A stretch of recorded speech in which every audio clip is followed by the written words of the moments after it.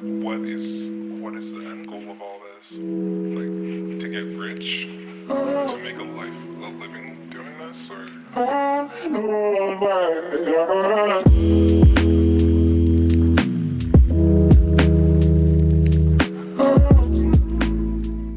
Okay, well, welcome to the Indigenous Entrepreneurs Podcast. Today I have one of our tribal liaisons, Scott Tafoya, with me to talk about the coach approach to problem solving, and we'll get into that a little bit more. But first, Scott, if you want to introduce yourself. Okay. Well, thank you for letting me be on the podcast. I guess this isn't my first podcast, but thank you for having me on again. And again, my name is Scott Tafoya. I grew up in Santa Clara Pueblo, and so I'm very familiar with growing up on our tribal lands and on our reservations. And I have a background of about 30 years as a pastor and in ministry. And so that's really where I've spent most of my professional life, if you want to look at that way, my career. But along the way, I discovered a skill called professional coaching, Mm-hmm. and decided that I really liked what could be accomplished with coaching. And so I decided to get trained and certified, and even got affiliated with a guy named John Maxwell that's pretty well known out there in the leadership world. Decided to focus on leadership coaching. Again, keeping my focus on Native American people. Um, I could have opened up the gates and and opened up my target market a little bit more, but I just have a burden for our Native people and want to see them benefit. And I think coaching has, because of the very nature of what coaching is, I think coaching can be very appealing to our Native people. I've actually written a paper on that. And so maybe we can do that as another topic down the road. But so that's what I've done. And so I founded a coaching company called Truth Dancer Coaching, and have been doing that for about 11 years, sometimes part-time, but most recently full-time. And so now I'm doing this work in conjunction with that, with UNM as one of the tribal liaisons, helping entrepreneurs, and even being able to apply some of my coaching skills and thoughts in relation to helping that target market, if you will. And so that's who I am and where I am right now. Yeah. Well, thanks for being with us today and for coming on to talk about this. This topic came up during one of our weekly meetings that we have together, and we were just talking about the program and about just some of the work that we've been doing. And I think we came up with this topic because a lot of what our program is we go and we interview and discover with entrepreneurs kind of what some of their needs, barriers, challenges are. And we've been doing that for about a year and a half now. So we've kind of been able to identify some of those those key issues that continue to come up with multiple entrepreneurs. And then so we've kind of identified those barriers, challenges, and needs. And then we were talking about, okay, now we need to kind of start coming up with solutions. And that's kind of where this topic came up is okay, well, what are some of those solutions? How do we go about figuring those out? Right. And I guess I'm sort of prejudiced as far as taking the coach approach. I've often said that when I get asked to speak and work with people in various ways, teaching or whatever, I sort of take a coach approach, or I like to take a coach approach to things. And I think that applies to this. Lots of problems, challenges, out there, to put it in a positive sense. Mm-hmm. And solutions need to be created in every situation, every entrepreneur's situation, and every community's situation is unique. Mm-hmm. And so those solutions need to be unique. Mm-hmm. And so I think coaching is especially suited to helping those individuals or those specific communities come up with their own solutions Mm-hmm. that are unique to themselves, Yeah. that they can take ownership of, that they can buy into because they believe in them, Mm-hmm. they've created them themselves, they believe they'll work, they, in some cases, they even know they'll work. And even if they don't know, they're still taking ownership, and they're going to try, and they're going to find out, okay, that didn't work. Let's try something else that will work. And when they land on that solution, because they own it, Mm-hmm. they're going to do it. Yeah. They're going to be more motivated to follow through with it. And so coaching, I think, really lends itself to helping these individuals and communities come up with those solutions for themselves, instead of having somebody else necessarily come in and tell them what the solution needs to be. Yeah. So what exactly is the coach approach? Like, what can you kind of walk us through, like, what that entails? Oh, what does it entail? Okay. Well, I guess I can walk you through some thoughts that I had recently about it. So basically, I think what it means when you engage someone in a coaching conversation around solving a problem, okay, um, you're going to help them, first of all, identify the problem Mm-hmm. that they're wanting to solve, and of course, a lot of folks have more than one. Mm-hmm. Okay, and so you sort of tackle one problem at a time. Obviously, I hope sometimes that's not obvious to us. Um, so you help them identify the specific problem that they need to work on, and then part of the challenge sometimes is that people don't always believe there's a solution to the problem. Mm-hmm. And that can be a roadblock, that can be a barrier to them even wanting to start to work on it, or a barrier to coming up with possible solutions. It's sort of a closed-minded Mm-hmm. approach. Yeah. And so they have to believe that there are some solutions Mm-hmm. out there if they want to come up with them. And that may mean all kinds of um, adjustments in perspective, I suppose. It just depends Mm-hmm. on the individual, the organization, the problem itself, Mm-hmm. the solution that's needed. Mm-hmm. So a lot of pivoting might need to take place, but in order for that to take place, you have to be willing to believe there's a solution. Mm-hmm. You know, there's a saying that John Maxwell has that says, "Winners." I think it's winners find a way. You Yeah. know, you find a way. Mm-hmm. And so that's what you have to be willing to do, and coaching empowers them, and even um, um, holds them accountable Mm-hmm. to do that. Mm-hmm. um, it provides a specific way to tackle that, and so believing that solution is possible, and then once you do that, you maybe even have to identify some of the obstacles that might be in the way Mm-hmm. of moving forward and tackling the problem. Uh, Maybe there's some navigating that needs to take place.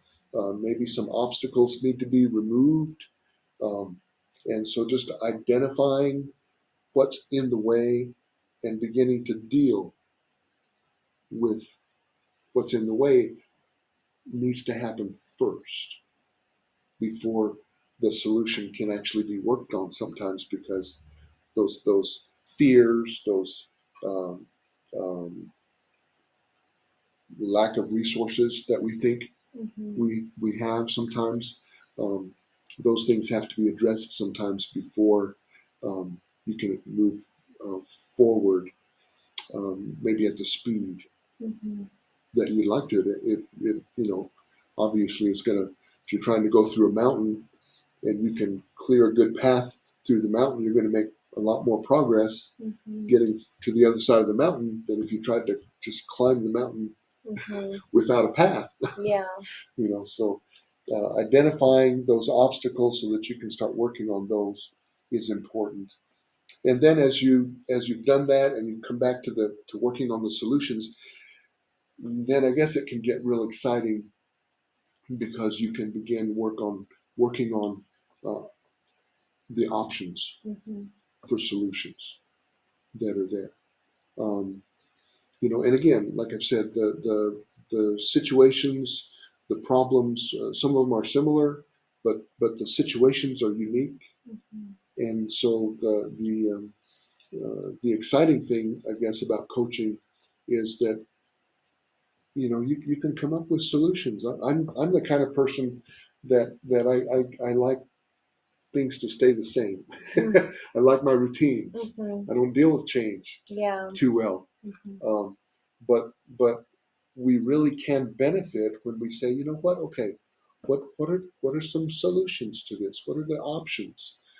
Things that we haven't thought about. We just had a conversation just yesterday. You and I did, as we thought about the opportunity to have another discovery conversation with one of our entrepreneurs, and there were funding issues related to possibly being able to do that on our end. And so I had an idea. I said, why don't we maybe do a combination kind of event that would maybe give us a little bit more bang for our buck. And so that was an option. Yeah. And all of a sudden, there was a possibility, and your reply was that could work. Yeah. we might could spend some money that way. And those are realities that we all have to face. We have those obstacles, we have those challenges. We don't have enough time in the day to do things. Sometimes we don't have enough people, or we don't have anybody. A lot of entrepreneurs just have themselves. Yeah, and so what are the options? And within our program, a lot of times we're even able to point entrepreneurs to other programs to where they say, hey, they'll pay for an intern. And maybe they haven't thought about that. But then again, then they have to take action on some of those options too. And that's the final piece, and really, in a sense, the most important piece, and really where the rubber meets the road, because once you've worked through some of these challenges, identifying the problem, and you believe that there's a solution out there, and you've dealt with some of the obstacles, and maybe even coached through dealing with some of those obstacles in whatever way you need to, and you've begun to create some solutions, then you can actually pick one, and maybe one at a time even, and you get several of these solutions on the table, or several of these problems that you begin to deal with, but one at a time, as you pick maybe one solution to work on, and you act on it. That's what I'm trying to say. Okay. Yeah. And I'm sorry. I should have. I meant to take care of that, and I forgot. It was on my mind. It's another kind of problem, right? But anyway, acting on the solution that we've identified is critical. Because if we never act on it, of course, it doesn't happen. And, that might seem like an obvious thing. Well, of course, you're going to act. Well, some people are more prone, with their personality and their behavior and how they're wired to do that. Yeah. And other people aren't. And so, that's where we get into the procrastination mode, or maybe some of these fears or whatever pop back up and say, well, maybe if I try that, it won't really succeed. Yeah. Or it won't really work. or or it's going to change things, and I don't know how to deal with that. Yeah. You know, and so acting on those solutions is critical, and so again, that's where having someone in your life who can take this coach approach to working with you might be more sensitive to the fact that, okay, you have a different personality.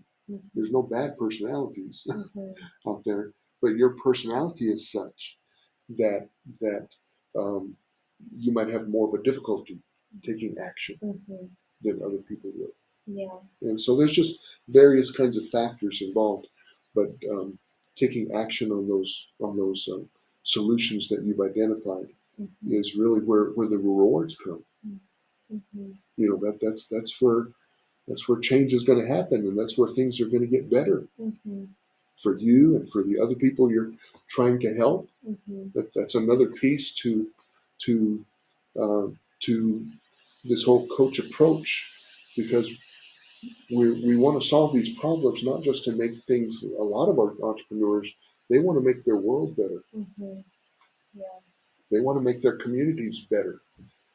And so again, by acting on these solutions and solving some of these problems, and taking the time to work on identifying what the problem is and solving the problem, it's going to make things better, not just for the individual as an entrepreneur or their business itself, but for their, maybe even for their whole community in a lot of ways. And a lot of times that's where their mindset is, and their, maybe even their business plan is geared towards accomplishing some of those goals. Yeah.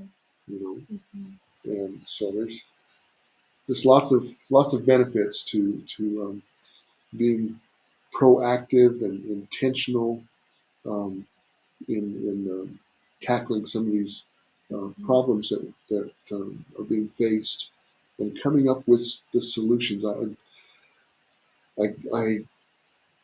I'm sad sometimes because uh, there's problems out there that I think could be solved if people would just tackle them. Take the action. Do the work to do this kind of, take this kind of coach approach even to tackle the problem, and they can fix it. They can change their world. We can change our lives and change our communities um, in a lot of ways by doing that. I'm curious, kind of regarding our program, because you've been really good at using your coaching skills with your role as a tribal liaison. I know you implement some coaching in some of your sessions. Um, Regarding our program, like what are some ways that we could take the coach approach, or that we have kind of taken the coach approach to some of our goals regarding supporting tribal entrepreneurs, identifying those barriers and needs, but then seeking solutions. Like, what are, with your insight and expertise, what are some ways that, like, from what the work we've already done, like, how can we go from here and maybe use some of the coach approach to tackle some of the problems that we have identified? Yeah. I think, one of the things you talk about support, and we know that there's a lot of resources out there. There's a lot of support out there. There's programs out there that are offering coaching, or at least what's called coaching sometimes. Sometimes people call coaching, they call it coaching when it's not necessarily technically It's more coaching, mentoring. But there's a lot of support out there. But one of the things that I think we've discovered is the need for more boots on the ground, or resources, if you will, in terms of the entrepreneurs and the communities having someone at their disposal on a regular basis that can help them do this kind of work. Often I think it's not it's not the primary way to approach things. Mhm. And so they may call somebody in for a very short amount of time, possibly. Yeah. But the more I think we can provide that kind of support Mhm. consistently Yeah.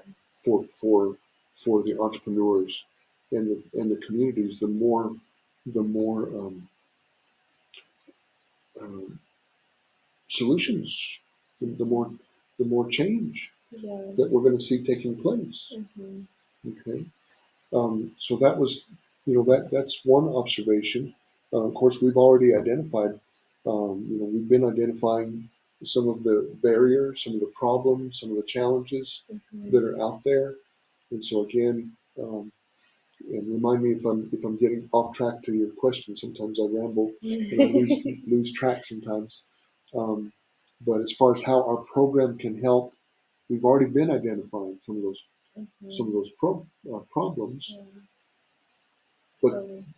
that kind of work just continues Mhm. as you work with individuals and communities, Mhm. and you begin to help them.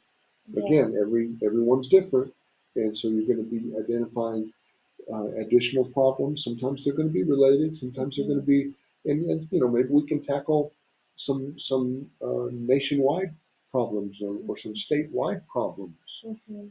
with the same kind of approach. Yeah. And then as you continue working with the individuals, they can address that solution or adapt that solution or Yeah. whatever to their unique situation.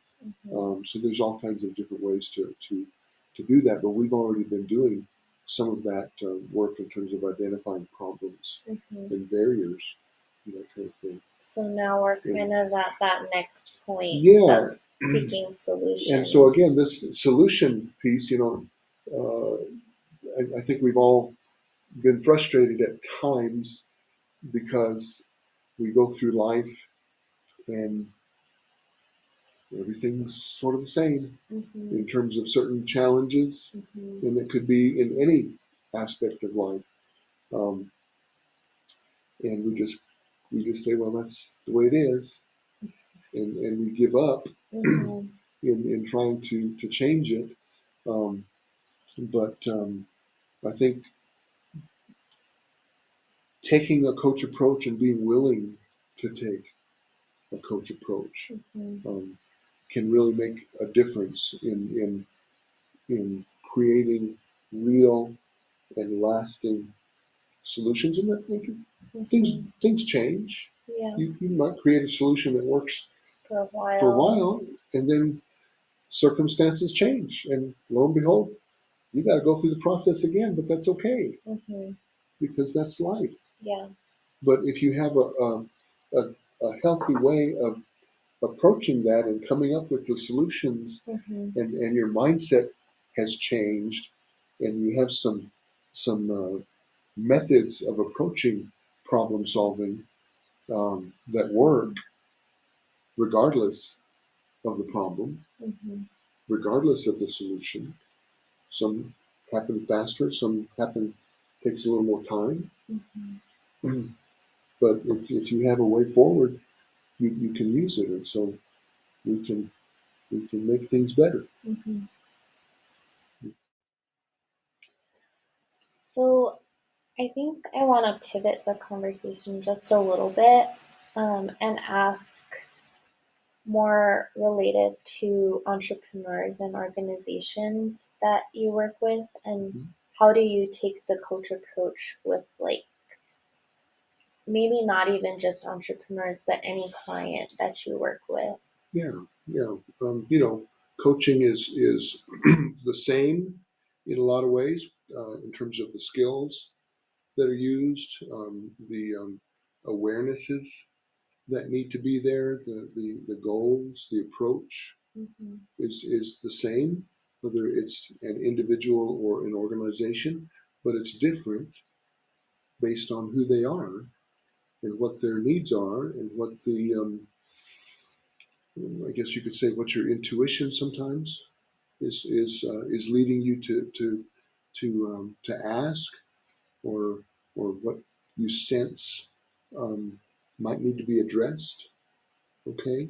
Of course, there's also tools that can be used, questionnaires that where they can actually express some of their needs, so that you have some idea, of course, where things are going. So you take all of these things to raise the awareness Mm-hmm.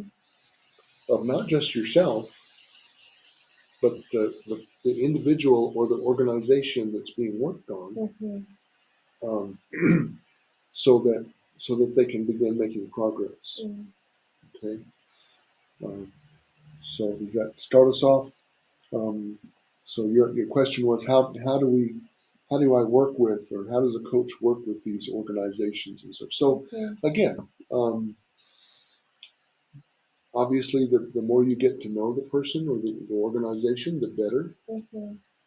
that you're going to be able to work with them, the more awareness that you're going to have about who they are Mm-hmm. as an individual, maybe with their personality, with their behavior, the way they behave typically in certain situations, the organization, what's their DNA like? Mm-hmm. You know, are they? Is there a willingness to grow? Mm-hmm. Is there a lot of resistance? You know, and so just raising the awareness of what's taking place for both, especially for the client. Mm-hmm. You know, so that they begin to become more sensitive and more ready Mm-hmm. to do some work. And then as you begin to go down the path and have the conversations with them, begin to identify what they want to work on. Mm-hmm. Um, that's that's one of the steps. But you use different tools along the way, different skills along the way at every step Mm-hmm. to help them continue moving down the path. Mm-hmm. And so you might be doing, quite a bit of listening as a coach. One of the benefits of coaching is, I don't know about you, but sometimes uh, if you're trying to express a thought, or maybe if you're more of a less talkative person, Mm-hmm. and you don't feel like um, the person you're talking with or the conversation you're involved in, you don't get to finish your thought. Mm-hmm. You don't get to express yourself. You don't have that problem in coaching. Because you Okay, just have to listen. because you're focused on them. Mm-hmm. They're the priority, and so uh, moving them in the direction of their stated goals is what you want to do. Mm-hmm. And so as long as the thoughts that they're sharing, the words that they're sharing, the conversation that they're having is moving in that direction, you want to keep letting them talk. Mm-hmm. So So listening that you're is listening. important. Absolutely. And I think we've recognized that and found that with our program, is we want to listen. We don't want to be the ones talking. Exactly. Yeah. Yeah. That's right. That's right. Mm-hmm. And that's why you make such a good tribal liaison, Mhm. because you have those listening skills. You know how to, Mhm. um, you know, just listen. Yeah. Yeah. Yeah. And so that's one of the keys. It's one of the skills. But it's not just listening for the sake of listening. It's listening for the key things, the things that are connected to their stated goals, Mm-hmm.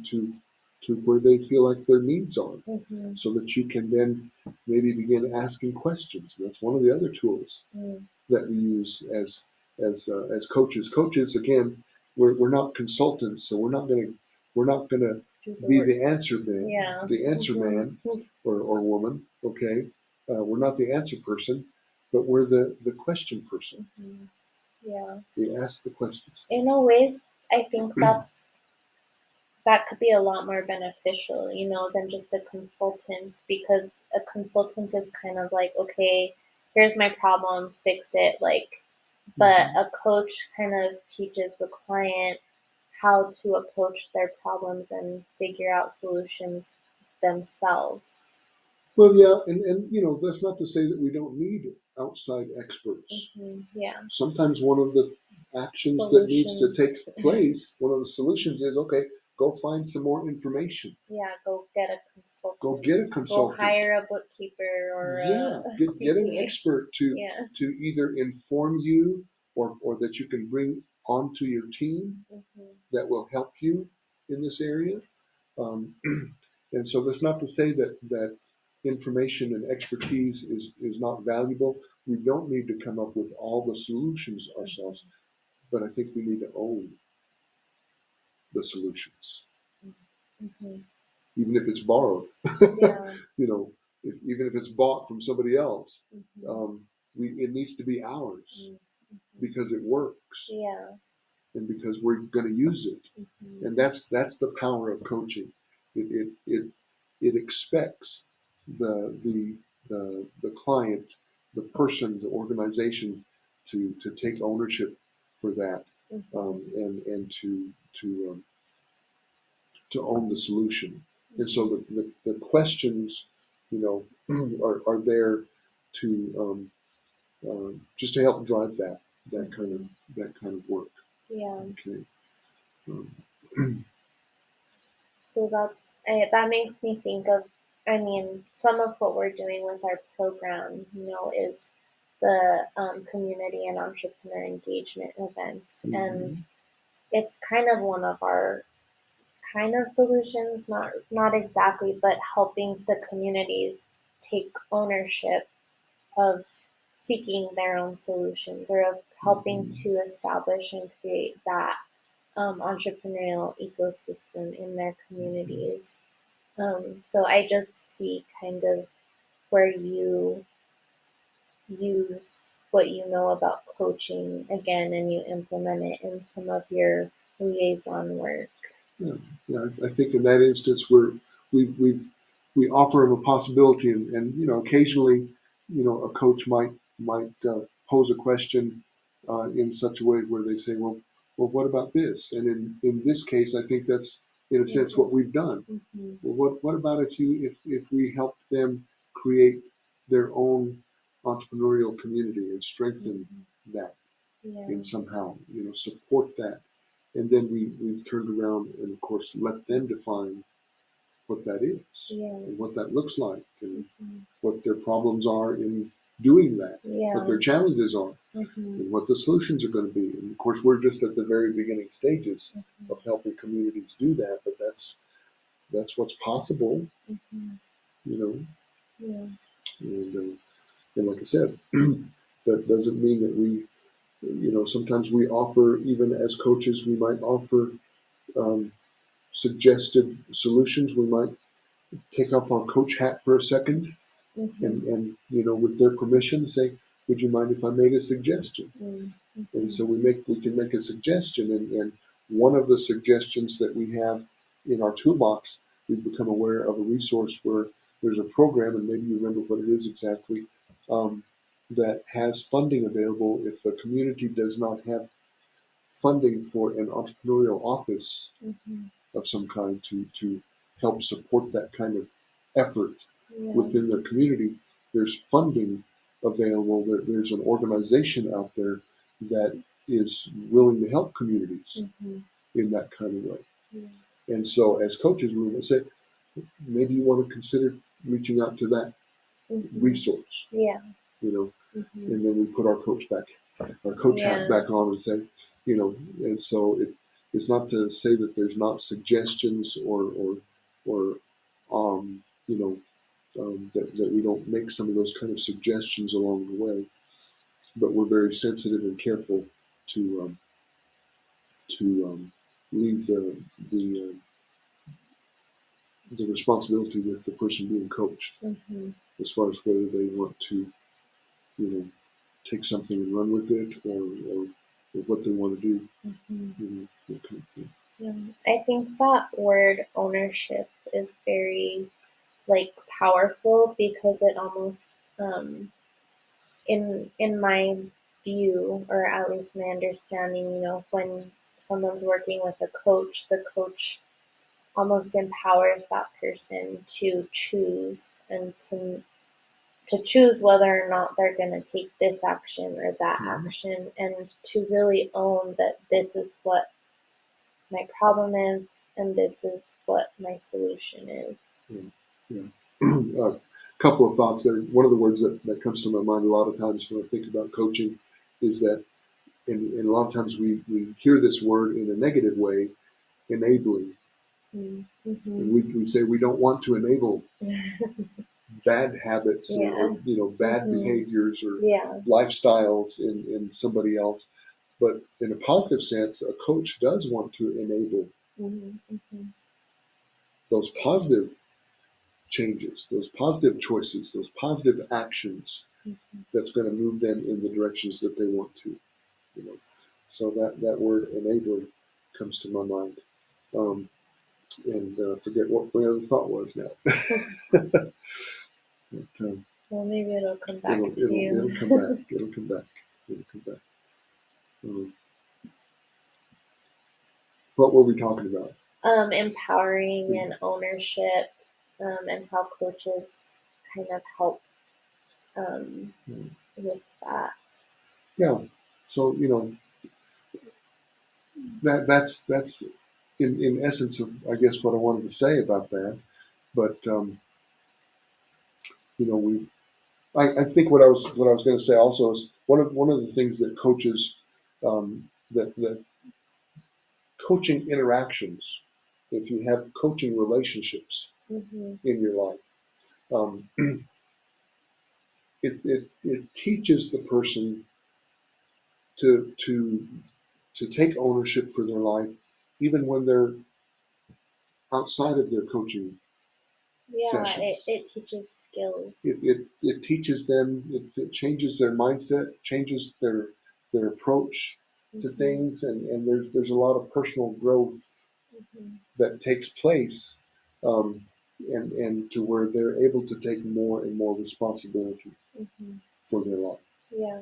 And so there's a lot of personal growth kinds of things, habits and mindsets, ways of approaching life that are being learned just by engaging in that in a coaching kind of conversation and ongoing coaching kind of relationships. And that's why a lot of folks, they have coaches in their life, and it's a consistent kind of thing. Doesn't mean that you have to have a coach in your life all the time, but I think it's can be very helpful to have a coach in your life on a consistent basis, or to have one at your disposal that you can engage with periodically as you have the need, because it just helps reinforce some of these kinds of learnings that are taking place. I think. So I know entrepreneurs who come to you through your liaison role, they can kind of get some of this coaching through that, but if they're wanting to kind of dive deeper, what are some programs that you might have available for them, or different tools or things that they could potentially use and benefit from? Right. Well, there's, like I said, there is some of this kind of work that I can do within the context of our program, but beyond that, certainly if someone wants to engage in that kind of work with me, I have a slew of tools. I have time available to spend with people and to take them on as clients. I'm even working with other organizations, working right now with an organization called the Indian Bible College, helping train some of their life coaches who are volunteer life coaches working with students on campus. And so, I'm available in a lot of different ways to help help strengthen this kind of um,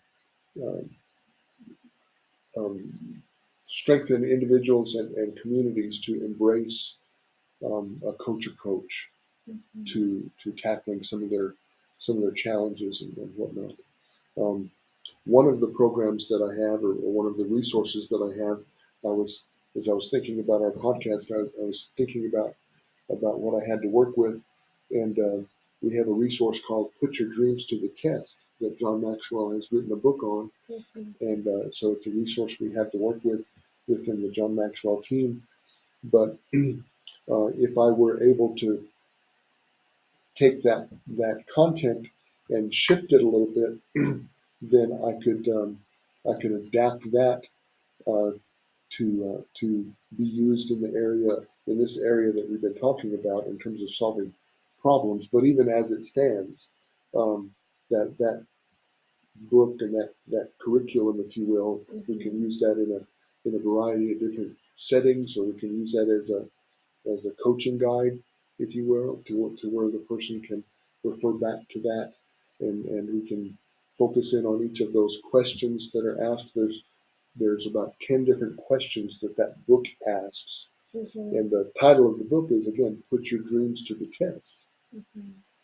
And so the idea behind that book is, what are some questions? What are 10 questions that you need to ask yourself to make sure that your dream becomes a reality? Mhm. You know, is your dream your dream? You know, how clearly do I see my dream? Mhm. There's that clarity piece to when we have a vision for what we want to do. Maybe we're not clear enough about that. And so that's, we just go down the list of different kinds of things, different questions that we could ask to help somebody work on that particular aspect of their life. Mhm.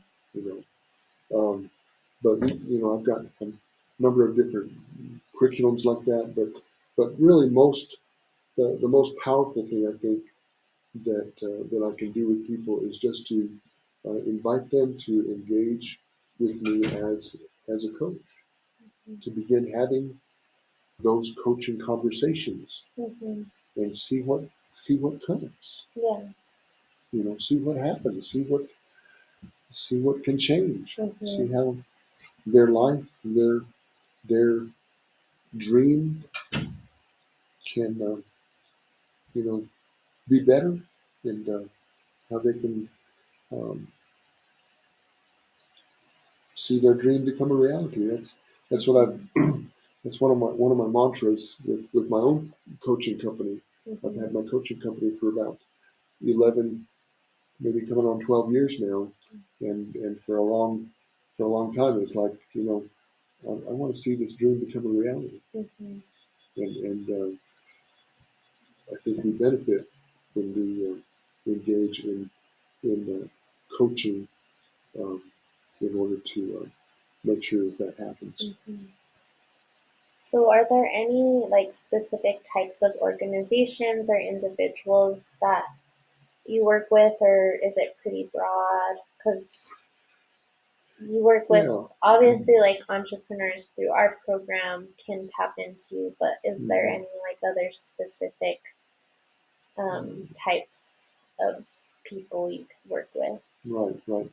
Well, I started off with four ideal clients, Mm-hmm. if you will, and one of them at the basic level are the students. Student leaders, Mm-hmm. those that are still even in high school, Mm-hmm. and even younger. I don't know if my strength is working with younger kids, but you know, uh, working with students and helping them to begin learning some of these concepts. And a lot of this has been taking place already Mm-hmm. within school systems and whatnot. But that was one group of folks that I thought about at one point, and I thought about working with um, rising um, uh, leaders. I can't remember exactly what the terminology Mm-hmm. um, that I was using at the time, but it's rising leaders, that people that were just starting off on their professional journey. Mm-hmm. but they needed to do some growth at that point in their life. And then there are those that have been with organizations or they've been around for a long time, but maybe they've been with an organization for 20 or 30 years, and they're valuable, they're treasured leaders. And so that was one group of people that I was working at reaching out to. But as time has gone on, I've really sort of settled on what I call um, I've got a name for him, I guess. His name is Chief Good Leader. Okay, within our native communities, we have leaders, and sometimes they're called chiefs, sometimes they're called something else. But governor or whatnot. But chief good leader. So basically, I think the person I've been focused on most recently um, are is the person who's in charge of an organization who is wanting to make a positive impact on their native community. Okay, and so if I can connect with that person, even do some coaching with some of those types of individuals, you know. Um, it's always better, I think, with an organization if the coaching starts at the top and they set the pace, they set the example for the kind of growing that needs to take place, the willingness to grow, that kind of thing. But then, moving on from there, there's different ways that I can have a positive impact within um, an organization once I've made that established that relationship. It's that's what's happened with the Indian Bomb College. Not totally in terms of coaching the person at the top, but as I've developed that relationship, um, the doors have opened for me to do some more work, and now I'm training some of their life coaches. I'm doing some coaching for other people on the staff. I've spoken in that organization, and I've taught leadership in some of the classes, and so that's how that kind of thing works sometimes. But so that's chief good leaders who I'm looking for. Any last thoughts that you have or final things that you'd like to share about the coach approach to problem solving? I don't know. We've had such a good conversation. Yeah. We've covered a lot of good stuff already. Again, I guess it just comes down to taking action. Um, if we don't take action to engage in these coaching conversations and to bring coaches into our lives, and even one of the visions that I have for my coaching company is to have more coaches, more indigenous coaches around the world. And so, but we need to take action to bring those persons into our lives, to be receptive to this kind of personal growth, I guess you'd call it, because I think we've all have a lot of knowledge at our disposal. If we've lived any length of time, we've learned a lot of things from books and from experience and from other people. But the challenge is to take those intentional steps within our own lives, to make the choices, to address the problems, and make our lives better, and create some solutions. Yeah.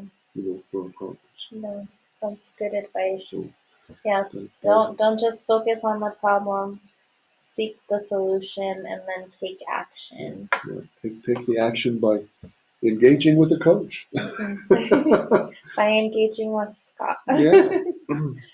So. Right. Well, thank you so much for this conversation. I think it's important insight, especially like for our program to even, to know that coach approach and to implement those skills and that approach in what we're doing with the tribal liaison program, and then just raise awareness with entrepreneurs, organizations about the value that comes with the coach approach and with working with a coach. So thank you for your time and your expertise. And it's obvious that you're very passionate about this topic and that you're very knowledgeable about coaching and how to be a coach. So Thank you.